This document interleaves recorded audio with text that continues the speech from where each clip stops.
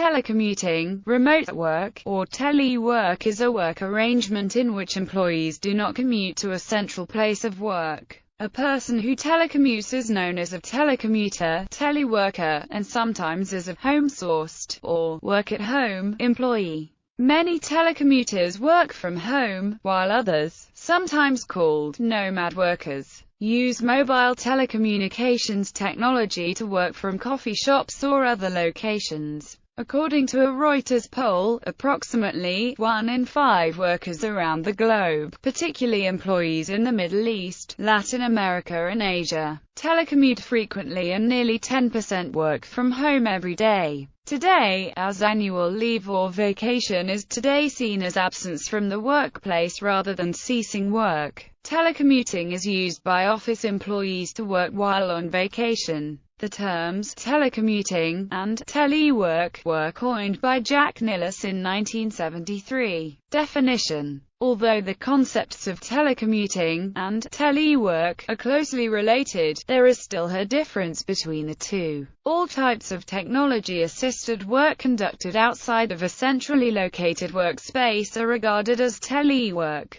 Telecommuters often maintain a traditional office and usually work from an alternative work site around 1 to 3 days a week. Telecommuting refers more specifically to work undertaken at a location that reduces commuting time. These locations can be inside the home or at some other remote workplace, which is facilitated through a broadband connection, computer or phone lines, or any other electronic media used to interact and communicate. As a broader concept than telecommuting, telework has 4 dimensions in its definitional framework. Work location. That can be anywhere outside of a centralized organizational workplace. Usage of ICTs as technical support for telework. Time distribution, referring to the amount of time replaced in the traditional workplace, and the diversity of employment relationships between employer and employee, ranging from contract work to traditional full-time employment. A frequently repeated motto is that work is something you do, not something you travel to. Variations of this include work is something we do, not a place that we go, and work is what we do, not where we are. Telecommuting and telework statistics. As of 2012 update, estimates suggest that over 50 million U.S. workers could work from home at least part of the time, but in 2008 only 2.5 million employees, excluding the self-employed, considered their home to be their primary place of business. The number of employees reported to have worked from their home, on their primary job, in 2010 has been reported as 9.4 million, though this number might include the self-employed. Very few companies employ large numbers of home-based full-time staff. The call center industry is one notable exception. Several U.S. call centers employ thousands of home-based workers. For many employees, the option to work from home is available as an employee benefit, but most participants only do so a fraction of the time. Top paid among work-from-home sectors are home-based physicians and radiologists, in which it is suspected that they earn near the $1,975 median weekly income of physicians, as reported by the U.S. Bureau of Labor Statistics, making it a 6-figure job. Studies show that at-home workers are willing to earn up to 30% less and experience heightened productivity. In 2009, the United States Office of Personnel Management reported that approximately 103,000 federal employees were teleworking. However, less than 14,000 were teleworking 3 or more days per week. In January 2012, Reuters, drawing from an Ipsos Reuters poll, predicted that telecommuting was a trend that has grown and one which looks like it will continue, with 34% of connected workers saying they would be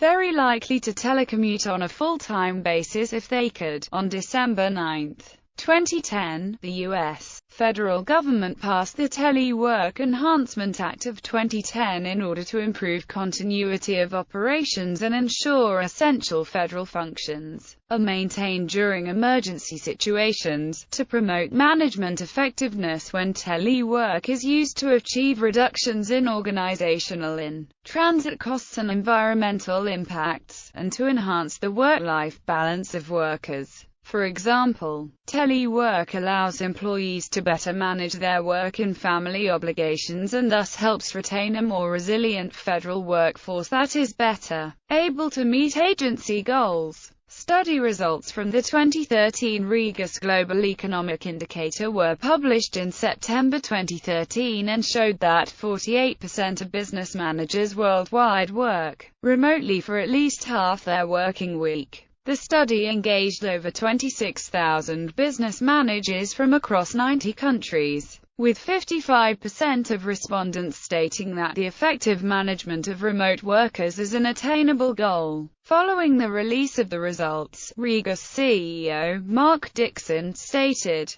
"The business people we speak with tell us that trust and freedom play a key role in remote management, and once these are in place, the benefits are clear for all to see. Greater productivity, improved staff retention and lower operating costs." A living document of telecommuting and remote work statistics from U.S. government studies, organizations and firm reports can be found here. Some statistics include Forrester Research's U.S. telecommuting forecast reporting that 34 million Americans work from home, and the number is expected to reach a staggering 63 million, or 43% of the U.S. workforce, by 2016. Cisco reports that the company has generated an estimated annual savings of $277 million in productivity by allowing employees to telecommute and telework. And Intuit reports that by 2020, more than 40% of the American workforce, or 60 million people, will be freelancers, contractors and temp workers. In the UK between 2007 and 2012, the number of employees who usually work from home increased by 13%, an increase of almost 500,000 people,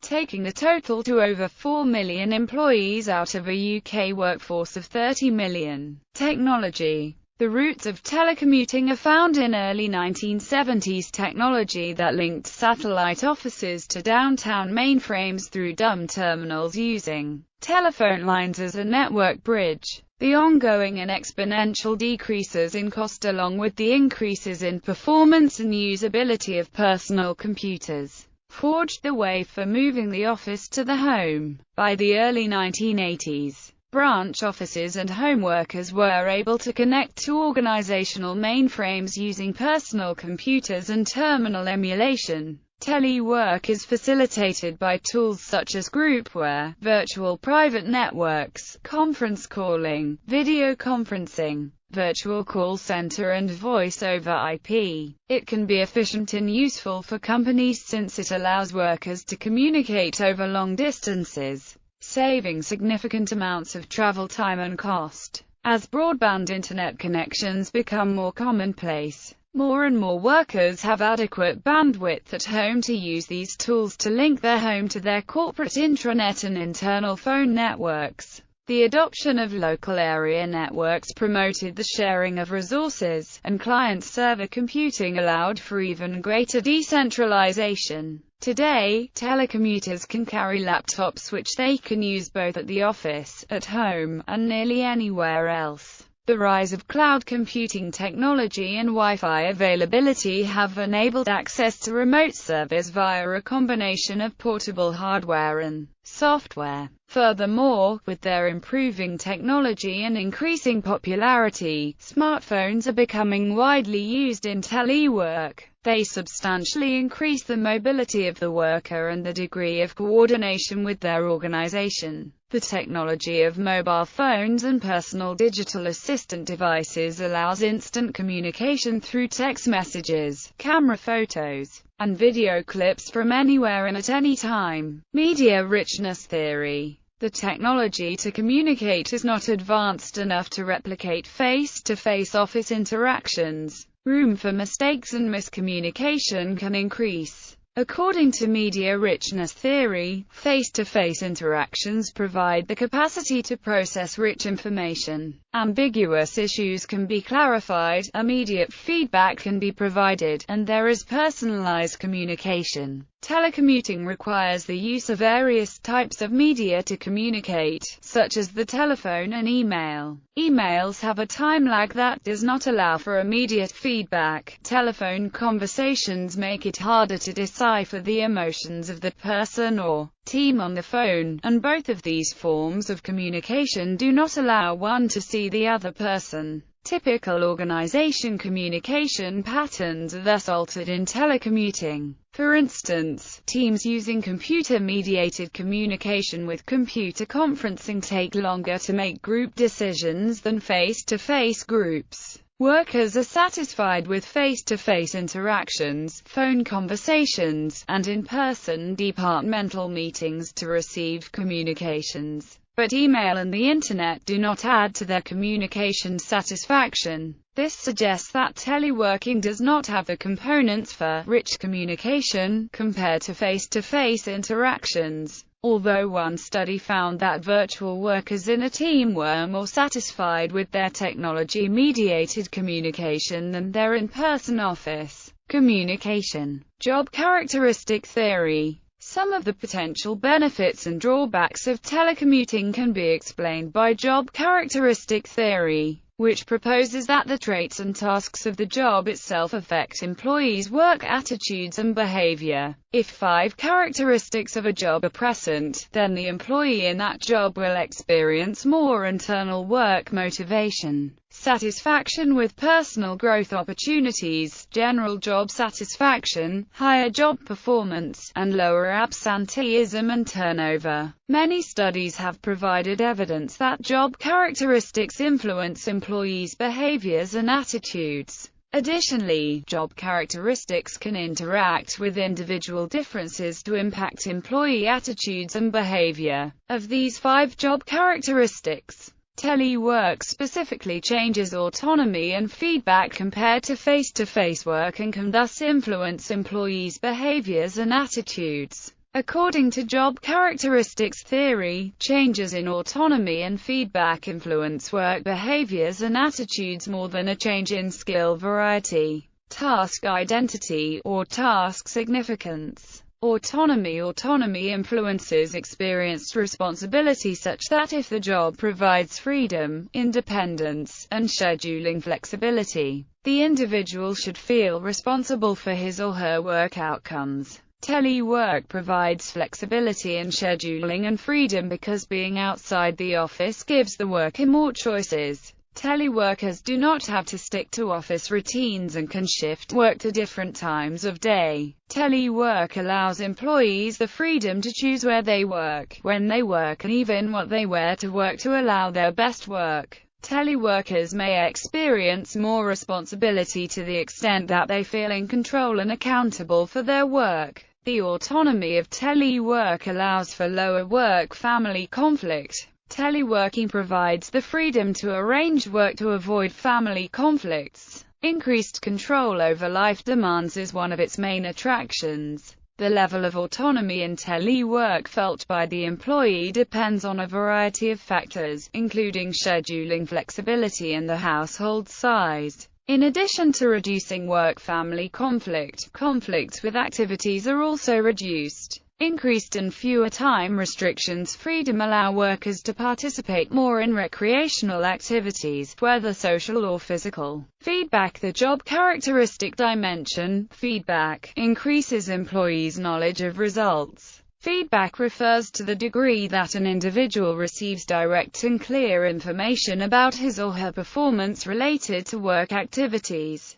Feedback is particularly important so that the employees continuously learn about how they are performing. Electronic communication provides fewer cues for teleworkers, and thus, they may have more difficulties interpreting and gaining information, and subsequently, receiving feedback. When a worker is not in the office, there is limited information and greater ambiguity, such as in assignments and expectations. Role ambiguity. When situations have unclear expectations as to what the worker is to do, may result in greater conflict, frustration, and exhaustion. Communication personalized for individual needs is important for feedback interactions. People differ in their need for communication and their level of social connectedness to their environment, partially because of personality and temperament differences. Although the level of communication may decrease for teleworkers, satisfaction with this level of communication can be higher in some samples, like those who are more tenured and have functional instead of social relationships. Feedback and communication can also be affected by a manager's location. The clarity, speed of response, richness of the communication, frequency, and quality of the feedback are often reduced when managers telework. Skill variety, task identity, and task significance. 3 of the 5 job attributes, skill variety, task identity, and task significance, influence how much employees think their jobs are meaningful. Skill variety is the degree that a job requires a variety of activities and skills to complete the task. An increase in skill variety is thought to increase the challenge of the job. Increasing the challenge of the job increases the individual's experienced meaningfulness, how much the individual cares about work, and finds it worthwhile. Telework may not directly affect skill variety and task meaningfulness for the individual compared to when he or she worked in an office. However, skill variety and meaningfulness of individual tasks can increase when working in a group. If the work done at home is focused on the individual rather than the team, there may be fewer opportunities to use a variety of skills. Task identity is the degree that the individual sees work from beginning to end or completes an identifiable or whole piece of work rather than only a small piece.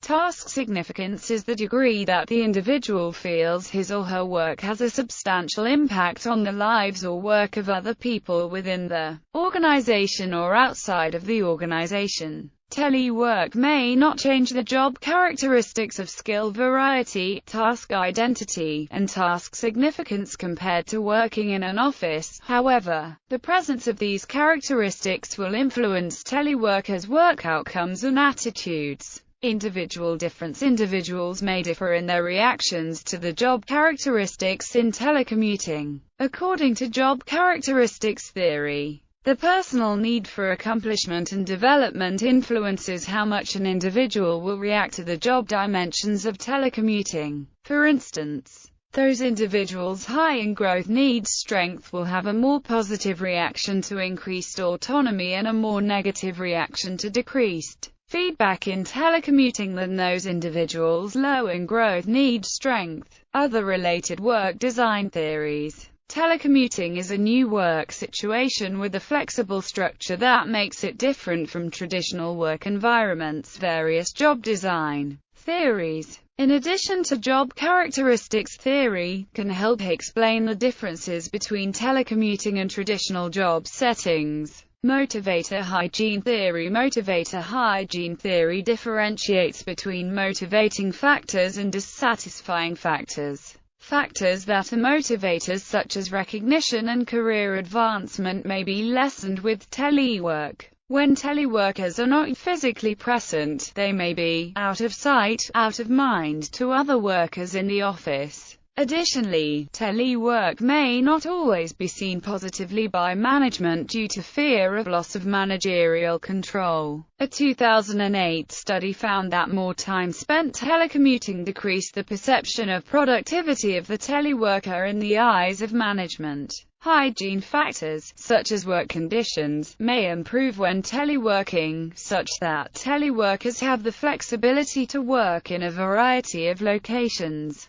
Thus, telework has different work-motivating factors and dissatisfying factors than office work. Social information processing. Social information processing suggests that individuals give meaning to job characteristics. Individuals have the ability to construct their own perception of the environment by interpreting social cues. This social information comes from overt statements from co-workers, cognitive evaluations of the job or task dimensions, and previous behaviors. This social context can affect individuals' beliefs about the nature of the job, the expectations for individual behavior, and the potential consequences of behavior, especially in uncertain situations. In telework, there are fewer social cues because social exchange and personalized communication takes longer to process in computer-mediated communication than face-to-face interactions. Socio-technical systems theory. Socio-technical systems theory explains the interaction between social and technological factors. STS examines the relationships between people, technology, and the work environment, in order to design work in a way that enhances job satisfaction and increases productivity. Originally developed to explain the paradox of improved technology but decreased productivity, the theory can be applied to the design of telework. One of the principles of STS is minimal critical specification. This principle states that, unless absolutely essential, there should be minimal specification of objectives and how to do tasks in order to avoid closing options or inhibiting effective actions. Telecommuting provides teleworkers with the freedom to decide how and when to do their tasks. Similarly, teleworkers have the responsibility to use their equipment and resources to carry out their responsibilities. This increase in responsibility for their work also increases their power, supporting the idea that teleworking is a privilege and in some companies, considered a promotion. Adaptive structural theory. Adaptive structuration theory studies variations in organizations as new technologies are introduced. Adaptive structural theory proposes that structures can differ from structuration. There is an interplay between the intended use of technology and the way that people use the technology. Telecommuting provides a social structure that enables and constrains certain interactions. For instance, in office settings, the norm may be to interact with others face-to-face. To accomplish interpersonal exchange in telecommuting, other forms of interaction need to be used. AS suggests that when technologies are used over time, the rules and resources for social interactions will change. Teleworking may alter traditional work practices, such as switching from primarily face-to-face communication to electronic communication.